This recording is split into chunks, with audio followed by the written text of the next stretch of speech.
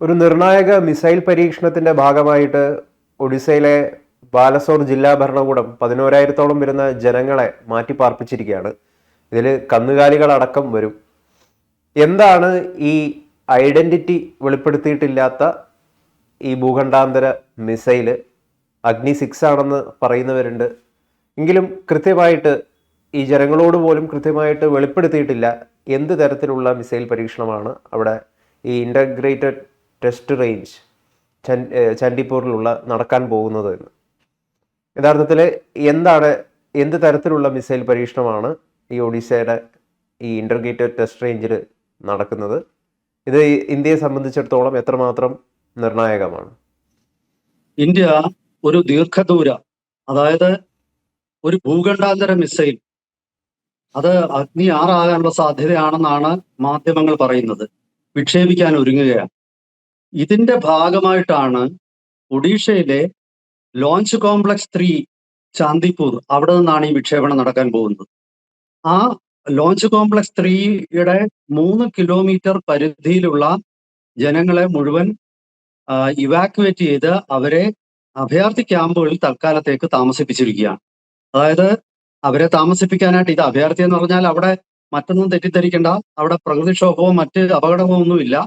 പക്ഷെ അവിടെ സർക്കാർ നിർമ്മിച്ചിരിക്കുന്ന അഭയാർത്ഥി ക്യാമ്പുകളുണ്ട്. കാരണം ഒഡീഷ നിരന്തരമായിട്ട് പ്രകൃതിക്ഷോഭം, ചുഴലിക്കാറ്റും ഒക്കെ അനുഭവിക്കുന്ന ഒരു സ്ഥലമാണ്. അപ്പൊ അവിടേക്ക് ജനങ്ങളെ മാറ്റി പാർപ്പിച്ചിരിക്കുകയാണ്. സൂചനകൾ അനുസരിച്ച് ഇത് അഗ്നി 6 തന്നെയാണ്. 12,000 കിലോമീറ്റർ വരെ ദൂരപരിധി സഞ്ചരിക്കാൻ പറ്റുന്ന 3 ടണ്ണോളം ഭാരം വഹിക്കുക, അതായത് വാർ ഹെഡുള്ള ഇന്ത്യയുടെ ഏറ്റവും ആധുനികമായ അഗ്നി 6 മിസൈൽ പരീക്ഷണമായിരിക്കാം ഇപ്പോൾ നടക്കാൻ പോകുന്നതെന്നാണ് ഊഹിക്കുന്നത്. അതല്ലെങ്കിൽ 10,000 കിലോമീറ്റർ റേഞ്ചുള്ള ഹൈപ്പർസോണിക് മിസൈൽ ആകാനും സാധ്യതയുണ്ടെന്ന് എനിക്ക് തോന്നുന്നു. ഇവിടെ സാധാരണഗതിയില് ഈ കഴിഞ്ഞ ഒരു പരീക്ഷണം ഒഴിച്ചാൽ, അഗ്നി 5ന്റെ ഒരു പരീക്ഷണം ഒഴിച്ചാൽ, ദീർഘദൂര മിസൈലുകളൊക്കെ സാധാരണഗതിയിൽ അബ്ദുൽ കലാം ദ്വീപ് അവിടെ നിന്നായിരുന്നു വിക്ഷേപിച്ചിരുന്നത്.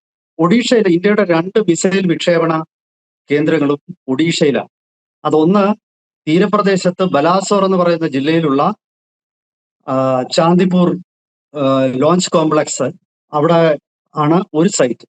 മറ്റത് പണ്ട് അതിൽ വീലർ ഐലൻഡ് എന്ന് പറയുന്ന ഒഡീഷ തീരത്ത് നിന്നും 5 കിലോമീറ്ററോളം മാറിയുള്ള ഒരു ദ്വീപാണ്. അതിന് മുൻ രാഷ്ട്രപതിയും ഇന്ത്യയുടെ മിസൈൽ മാനുമായ അബ്ദുൽ കലാമിന്റെ സ്മരണാർത്ഥം അതിനിപ്പോൾ അബ്ദുൽ കലാം ദ്വീപ് എന്നാണ് പേരിട്ടിരിക്കുന്നത്. ഈ 2 സ്ഥലങ്ങളിൽ നിന്ന് പണ്ട് അഗ്നി മിസൈലുകളൊക്കെ തന്നെ ദീർഘദൂരം ആയിട്ടുള്ള അഗ്നി 1 ഒഴിച്ച് ബാക്കി എല്ലാ മിസൈലുകളും അബ്ദുൽ കലാം ദ്വീപിൽ നിന്നായിരുന്നു വിക്ഷേപിച്ചത്. പക്ഷെ ഇക്കഴിഞ്ഞ കുറച്ച് ദിവസങ്ങൾക്ക് മുമ്പ് ഇന്ത്യ ഒരു അഡ്വാൻസ്ഡ് MIRV അഗ്നി മിസൈൽ വിക്ഷേപിച്ചിരുന്നു.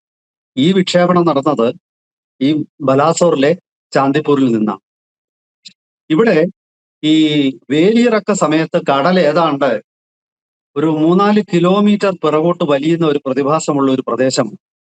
അപ്പോ മിസൈലിന്റെ ആദ്യ ഭാഗമൊക്കെ താഴെ വീണാലും അത് റിക്കവർ ചെയ്യാനുള്ള ഒരു സൗകര്യം അവിടെ ഉണ്ട്.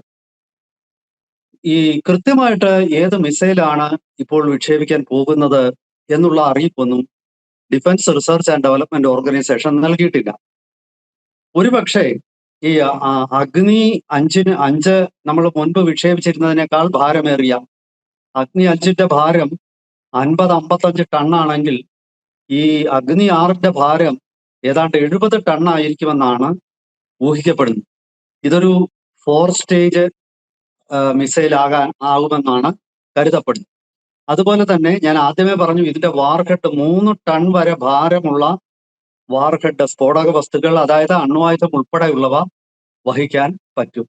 ഈ മിസൈലിന് 10 MIRV വാർഹെഡുകൾ, അതായത് multiple independently targetable reentry vehicle എന്ന് പറയുന്ന, സ്വതന്ത്രമായി പോയി ലക്ഷ്യസ്ഥാനത്തെ കണ്ടുപിടിച്ച് അതിനെ നശിപ്പിക്കാൻ ശേഷിയുള്ള 10 വാർഹെഡുകൾ ഇതിന്റെ മുകൾ ഭാഗത്തുണ്ടായിരിക്കും.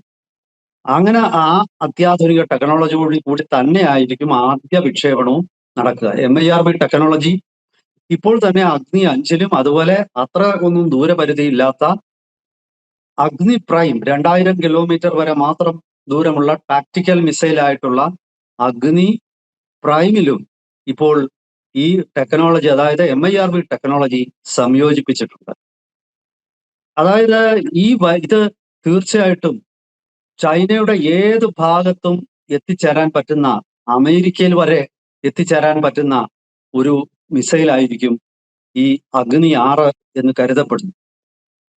ഇവിടെ ഞാൻ ആദ്യം പറഞ്ഞതുപോലെ ഈ അഗ്നി 6 ആണോ അതോ 10,000 കിലോമീറ്റർ റേഞ്ചുള്ള ഒരു ഹൈപ്പർസോണിക് ഗ്ലൈഡ് വെഹിക്കിൾ എന്ന് പറയുന്ന കാറ്റഗറിയിലുള്ള മിസൈലാണോ എന്നുള്ള ഒരു സംശയം ഇപ്പോഴും നിലനിൽക്കുന്നു.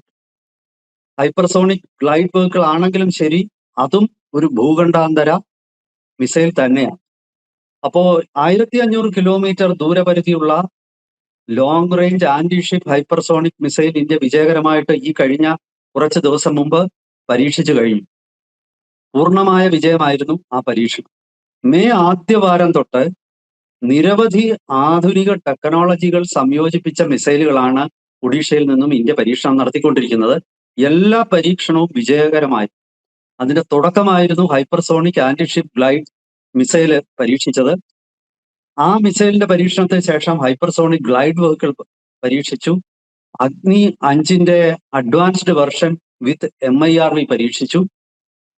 അങ്ങനെ ചുരുക്കി പറഞ്ഞാൽ അത് മാത്രവുമല്ല, അതിനുശേഷം രുദ്രം എന്ന ആന്റി റേഡിയേഷൻ 300 തൊട്ട് 400 കിലോമീറ്റർ വരെ റേഞ്ചുള്ള 300 കിലോമീറ്റർ റേഞ്ചുള്ള രുദ്രം 2 നമ്മൾ പരീക്ഷിച്ചു. അത് ഒരു റഡാർ വേധ മിസൈലാണ്. അതുപോലെ അവാക്സ് പോലുള്ള ആധുനിക സംവിധാനങ്ങൾ ഘടിപ്പിച്ചിരിക്കുന്ന വിമാനങ്ങളെയും തകർക്കുന്ന ഒരു മിസൈലാണ്. അതായത് ഈ കഴിഞ്ഞ ഒരു മാസത്തിനുള്ളിൽ ഇന്ത്യ നിരവധി ആധുനിക ടെക്നോളജികൾ സംയോജിപ്പിച്ച മിസൈലുകളാണ് പരീക്ഷിച്ച് തീർച്ചയായിട്ടും അത് നമ്മുടെ ശത്രു രാജ്യങ്ങളെയൊക്കെ ഞെട്ടിച്ചിരിക്കുകയാണ്. ഇന്ത്യ അഗ്നി 6 പരീക്ഷിക്കും എന്നുള്ളത് ഏതാണ്ട് 100% ഉറപ്പായി കഴിഞ്ഞിരിക്കുകയാണ്. ഒരുപക്ഷെ പേരിട്ടിട്ടില്ലാത്ത അഗ്നി അഡ്വാൻസ്ഡ് മിസൈൽ എന്ന് നമ്മൾ കഴിഞ്ഞ തവണ പരീക്ഷിച്ചത് ഈ അഗ്നി 6 തന്നെ ആവാനും സാധ്യതയുണ്ട്. ഈ കഴിഞ്ഞ കുറച്ച് ദിവസത്തിന് മുമ്പ് സിംഗപ്പൂരിൽ നടന്ന ഒരു ഡിഫൻസ് ഡയലോഗിൽ പാകിസ്ഥാൻ പത്രപ്രവർത്തകർ അമേരിക്കയുടെ യുദ്ധകാര്യ സെക്രട്ടറിയോട് ഈ വിഷയം ഉന്നയിച്ചു. അതായത് ഇന്ത്യ ഒരു ഭൂഖണ്ഡാന്തര മിസൈൽ വികസിപ്പിക്കുന്നു, നിങ്ങൾ എന്താണ് ഉണ്ടാത്തത്, നിങ്ങൾ ഇന്ത്യക്കെതിരെ ഉപരോധം ഒന്നും ഏർപ്പെടുത്തുന്നില്ലേ ഒക്കെ ചോദിച്ചപ്പോൾ അമേരിക്കൻ യുദ്ധകാര്യ സെക്രട്ടറി ഹോക്സെത്ത് അതിന് തൽക്കാലം മറുപടി ഒന്നും കൊടുത്തില്ല. അദ്ദേഹം അത് ഒഴിഞ്ഞു മാറി. ഞാൻ ഒരു രാജ്യത്തെയും പേരെടുത്ത് വിമർശിക്കില്ല എന്നും അദ്ദേഹം അവിടെ പാകിസ്ഥാൻ പത്രപ്രവർത്തകനെ ഓർമ്മിപ്പിച്ചു. അതായത് പൂർണ്ണമായും തദ്ദേശീയമായ ടെക്നോളജി കൊണ്ട് നിർമ്മിച്ചിരിക്കുന്ന ഈ അഗ്നി 6 അത് അമേരിക്ക എന്തെങ്കിലും ഒരു ചില്ലറ ഉപരോധം കൊണ്ടുവന്നു എന്ന് വിചാരിച്ച് ആ മിസൈൽ ഇന്ത്യ നിർമ്മിക്കാതെ ഇരിക്കില്ല. മാത്രമല്ല, അമേരിക്കയ്ക്കും യൂറോപ്പിനും ഈ വിഷയത്തിൽ ഇന്ത്യ ഒരു മിസൈൽ വ്യാപന രാജ്യമായിട്ട് അവർ ഇന്ത്യയെ കാണുന്നില്ല. കാരണം ഇന്ത്യയുടെ കൈവശം ഇന്ത്യക്ക് വേണമെന്നുണ്ടായിരുന്നെങ്കിൽ ഈ മിസൈൽ എന്നേ വികസിപ്പിക്കാമായിരുന്നു. അപ്പോ ഇന്ത്യയുടെ കൈവശമുള്ള ഇത്തരം തന്ത്രപ്രധാനമായ മിസൈൽ ടെക്നോളജികൾ ഇന്ത്യ ആർക്കും കൈമാറുന്നില്ല എന്നുള്ളത് പാശ്ചാത്യ രാജ്യങ്ങൾക്കൊക്കെ ഇപ്പോൾ ഉറപ്പുണ്ട്. അതിനാൽ അവർ ഇത് വലിയ സീരിയസ് ആയിട്ട് എടുക്കുന്നില്ല. മാത്രമല്ല, ഇപ്പോഴുള്ള മിസൈലുകൾ ഏത് നിമിഷം ചെറിയ മാറ്റങ്ങൾ വരുത്തിപ്പോലും അത് അതിന്റെ റേഞ്ച് വർദ്ധിപ്പിക്കാം. ഇവിടെ നടക്കാൻ പോകുന്നത് ഫുൾ റേഞ്ചിലുള്ള ഒരു പരീക്ഷണമായിരിക്കുമെന്ന് ഞാൻ കരുതുന്നില്ല.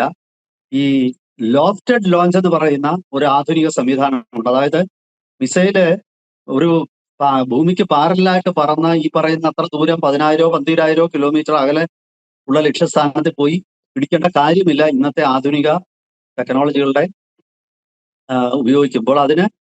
അതിന്റെ ഈ വിക്ഷേപണത്തിന്റെ ആംഗിൾ വ്യത്യാസപ്പെടുത്തിയിട്ട് അത് കുത്തനെ ആകാശത്തേക്ക് ഉയർത്തി ആ രീതിയിലുള്ള ഒരു വിക്ഷേപണം നടത്താൻ ഇന്ത്യക്ക് സാധിക്കും.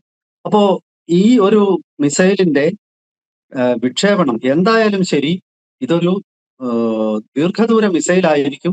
ഇത് ഭൂഖണ്ഡാന്തര മിസൈൽ ആകാൻ തന്നെയാണ് സാധ്യത എന്നാണ് തോന്നുന്നത്. അതാണ് ഈ 3 കിലോമീറ്റർ പരിധിയിലുള്ള ജനങ്ങളെ ഒഴിപ്പിക്കുകയും ഇത്രയധികം സുരക്ഷാ ക്രമീകരണങ്ങൾ ആ പ്രദേശത്ത് നടത്തുകയും ചെയ്യുമ്പോൾ തീർച്ചയായിട്ടും സാധാരണ 1000, 2000, 3000 കിലോമീറ്റർ ദൂരം മാത്രം പോകുന്ന ഒരു മിസൈൽ അല്ല ഇത് എന്ന് വളരെ വ്യക്തമാണ്. എന്തായാലും ശരി, വരുന്ന ദിവസങ്ങളിൽ ഇന്ത്യ നടത്താൻ പോകുന്ന വലിയ മിസൈൽ കുതിപ്പുകളുടെ ഒരു സൂചന മാത്രമാണ് ഇതെന്നാണ് ഞാൻ കരുതുന്നത്. ഇന്ത്യയുടെ സബ്മറീൻ ലോഞ്ച്ഡ് ബലിസ്റ്റിക് മിസൈലുകളായ അതും ഈ 10,000 കിലോമീറ്റർ 8,000 കിലോമീറ്ററിലധികം ദൂരം സഞ്ചരിക്കുന്ന K6ഉം 5,000 കിലോമീറ്ററിലധികം 5,500 കിലോമീറ്ററോളം റേഞ്ചുള്ള K5ഉം ഉടനെ വിക്ഷേപിക്കാനുള്ള സാധ്യതയാണ് കാണുന്നത്. ആ മിസൈലിന്റെ പോപ്പ് ടെസ്റ്റ് ഇന്ത്യ ഈ കഴിഞ്ഞ ദിവസങ്ങളിൽ നടത്തിയിരുന്നു. അതായത് പിന്നെ മെയ് തൊട്ട് ഇന്ത്യ ഒരാഴ്ചയിൽ ഒന്നോ രണ്ടോ മിസൈൽ ടെസ്റ്റുകൾ നടത്തുന്ന ഒരു രീതിയിലേക്ക് മാറിയിരിക്കുകയാണ്. അതിവേഗം ഇന്ത്യ അതിന്റെ ആയുധ ശക്തി വർദ്ധിപ്പിച്ചുകൊണ്ടിരിക്കുകയാണ്. തീർച്ചയായിട്ടും ഇന്ത്യക്ക് ചൈനയോട് ഒപ്പം ഒരു പാരിറ്റി ഇപ്പോൾ ഇക്കാര്യത്തിൽ എത്തിക്കഴിഞ്ഞിരിക്കുന്നു എന്നാണ് ഞാൻ മനസ്സിലാക്കുന്നത്. പാകിസ്ഥാനേക്കാൾ നമ്മൾ ബഹുദൂരം മുന്നിലാണ്. ഇന്ത്യയും പാകിസ്ഥാനെയും താരതമ്യപ്പെടുത്തുന്നത് ഇനി വലിയ അർത്ഥമുള്ള ഒരു പ്രവൃത്തിയാണെന്ന് എനിക്ക് തോന്നുന്നില്ല.